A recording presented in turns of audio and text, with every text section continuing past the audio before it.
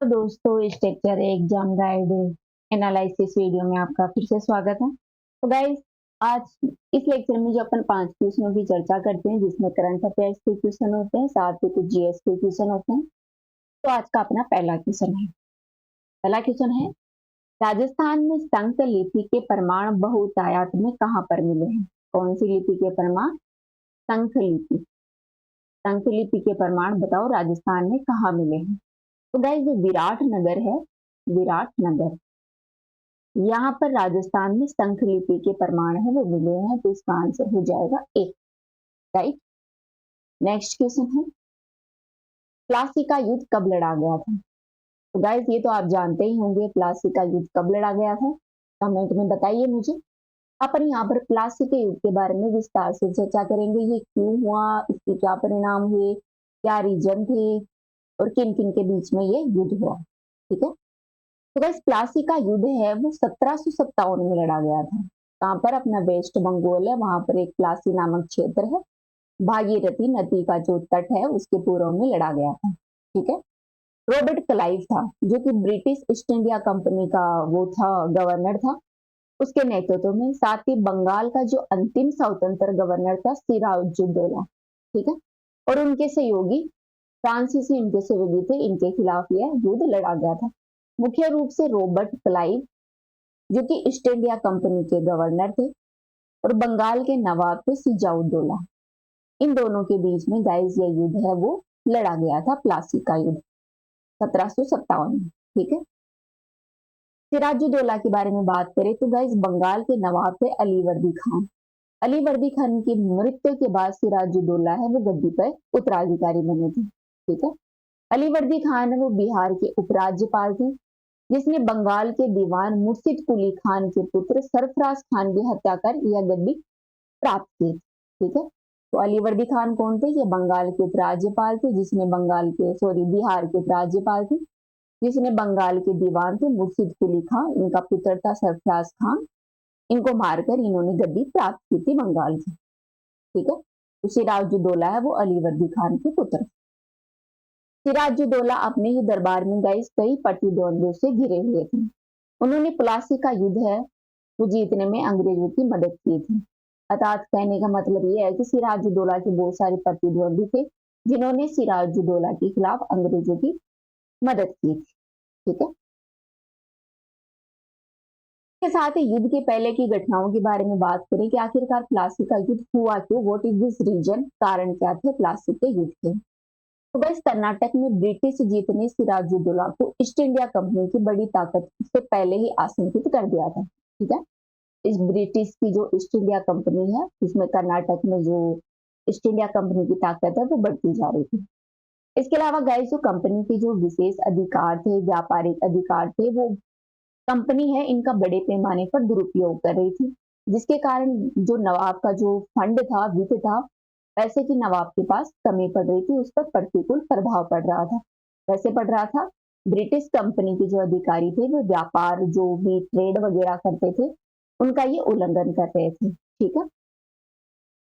इसके अलावा अंग्रेजों ने नवाब की अनुमति के बिना जो कलकत्ता है उसकी किलेबंदी करवा दी थी, जिसके जिसके लिए नवाब है वो नाराज हुए थे। इसे क्रूर होकर नवाब ने क्या किया, कलकत्ता की ओर कूच किया।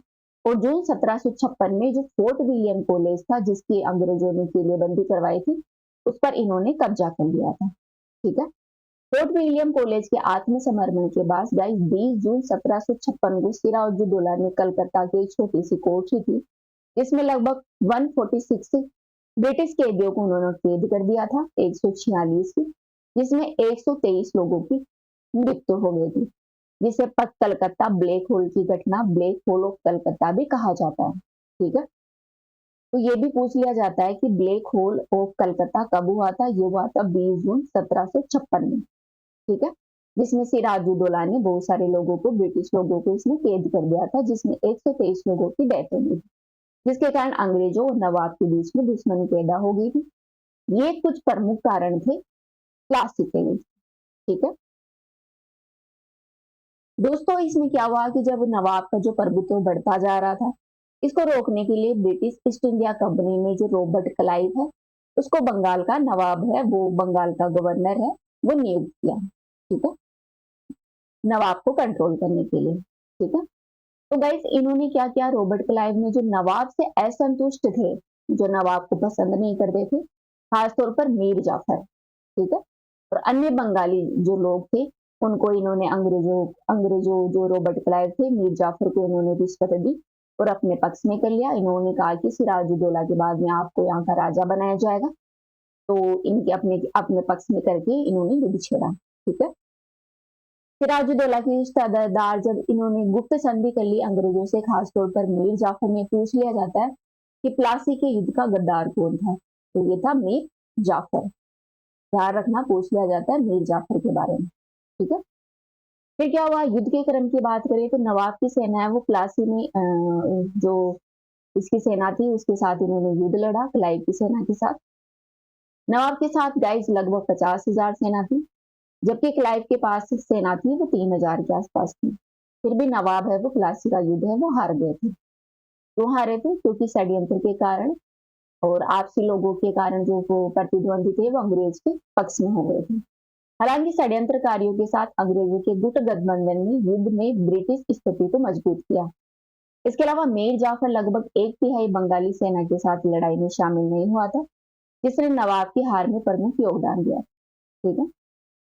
मजबूर परिस्थितियों में नवाब ने अपनी सेना के साथ भागने की कोशिश की, लेकिन मीर जाफर के बेटे मरीन ने उसे मार डाला, ठीक है। सिराजुद्दौला को मार दिया गया प्लासी के युद्ध में। फिर बाद में मीर जाफर है वो राजा बनता है बंगाल का, ठीक है। इस युद्ध के महत्व की बात करें तो गाइस यह युद्ध है वो भारत में अंग्रेजों के लिए ऐतिहासिक युद्ध साबित हुआ था, क्योंकि इससे बंगाल में अंग्रेजी की राजनीतिक और सैन्य जो सर्वोच्चता है वो स्थापित हो गई थी, ठीक है। तो मीर जाफर है वो अंग्रेजों का गुलाम बन गया था, अंग्रेज जैसे कहते थे उसको वैसा ही करना पड़ता था। तो प्लासी का युद्ध इसलिए इंपॉर्टेंट है क्योंकि बंगाल पर राजनीतिक और सैन्य जो सर्वोच्च सत्ता है वो अंग्रेजों की स्थापित हो गई थी प्लासी के युद्ध में और बक्सर के युद्ध में। बक्सर का युद्ध हुआ था वो 1764 के आसपास हुआ था, ठीक है। युद्ध के बाद की स्थिति के बारे में बात करें तो प्लासी के युद्ध के बाद में जो क्लाइव है इन्होंने मीर जाफर को बंगाल का नवाब घोषित किया और मुर्शिदाबाद की गद्दी है वो इनको दे दी। मीर जाफर ने गाइस पूर्व में हुए समझौते के अनुसार अंग्रेजों को 24 परगना 24 गांवों का समूह है उनकी जिम्मेदारी अंग्रेजों को दे दी, तो अंग्रेजों की तो बल्ले बल्ले है, ठीक है। हालांकि मीर जाफर अंग्रेजों की महत्वाकांक्षा को गाइस संतुष्ट करने में असफल रहे, जिस कारण उन्होंने अंग्रेजों द्वारा दिया गया सिंहासन है उसे हटा दिया गया और उनके दामाद था मीर कासिम को यहाँ का नवाब बना दिया गया, ठीक है। सिराजुद्दौला के बाद मीर जाफर बना, मीर जाफर के बाद बंगाल का नवाब बना था मीर कासिम, ठीक है। ऐसे चला क्लासिकल, ठीक है। अपना अगला क्वेश्चन है, संविधान सभा के स्थायी सदस्य कौन थे? गाइस ये तो आप जानते ही होंगे, BN राव, राजेंद्र प्रसाद, अंबेडकर और सच्चिदानंद सिन्हा में से कौन है? डॉक्टर राजेंद्र प्रसाद है। गाइस इनको संविधान सभा का स्थायी सदस्य चुना गया था और आप मुझे कमेंट में बताइए कि संविधान सभा का अस्थायी सदस्य किसे चुना गया था, ठीक है। संविधान सभा के बारे में बात की जाए तो संविधान सभा है गाइस जो भारत में चुनाव कराने के लिए, भारतीय संविधान की रचना करने के लिए पहली सभा।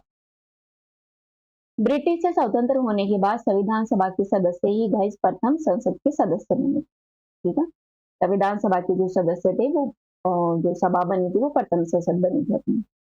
सबसे पहले कॉमनवेल्थ ऑफ इंडिया बिल प्रस्तुत किया था गांधी ने, जिन 1925 के अराउंड, जिन्होंने संवैधानिक प्रणाली की रूपरेखा प्रस्तुत की थी।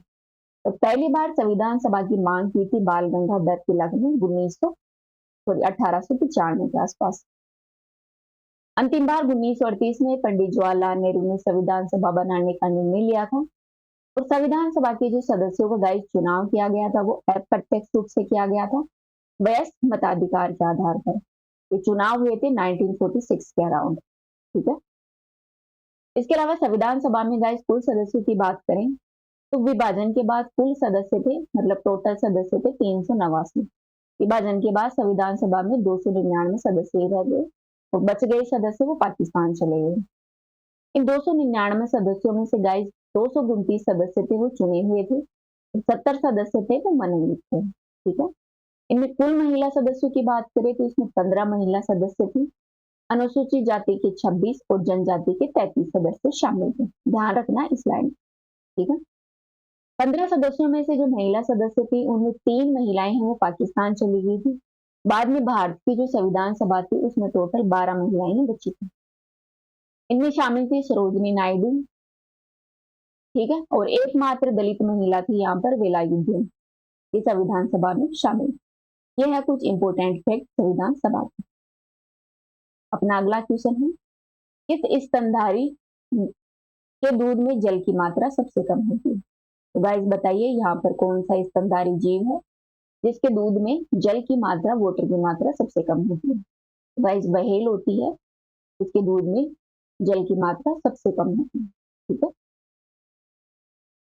अपना अंतिम क्वेश्चन है, सहारा मरुस्थल कहाँ स्थित है? तो ये तो आपको पता ही होगा, सहारा मरुस्थल कहाँ है। तो गाइस सहारा मरुस्थल है वो विश्व का सबसे उष्ण अर्थात गर्म मरुस्थल है, ठीक है। विश्व का सबसे गर्म मरुस्थल कौन सा है? सहारा मरुस्थल, जो कि उत्तरी अफ्रीका में स्थित है। उत्तरी अफ्रीका में जो अपना ये अटलांटिक महासागर है इधर, और ये है अपना रेड सी, इन दोनों के बीच में ये वाला जो क्षेत्र है ये सहारा का क्षेत्र है। इन दोनों के बीच में इसके उत्तर में मेडिटेरियन सी है, ठीक है। सारा रेगिस्तान है गाइस वो अफ्रीका के 21% क्षेत्र पर फैला हुआ है, जो लगभग 14 उत्तरी अफ्रीका के जो देश है उनको कवर करता है। एग्जाम्पल के लिए अल्जीरिया, मिस्र, माली, मोरक्को, पश्चिमी सहारा, ट्यूनीशिया, चाड, लीबिया, मोनोटोरिया, नाइजीरिया और सूडान आदि क्षेत्रों में ये फैला हुआ है, ठीक है। ये विश्व का सबसे बड़ा मरुस्थल है गाइस, सहारा मरुस्थल है, जो कि उत्तरी अफ्रीका में लोकेटेड है। इसके अलावा कुछ अन्य शब्दों के बारे में बात करें तो सहारा शब्द है गाइस वो अरबी भाषा का शब्द है जिसका अर्थ होता है मरुस्थल।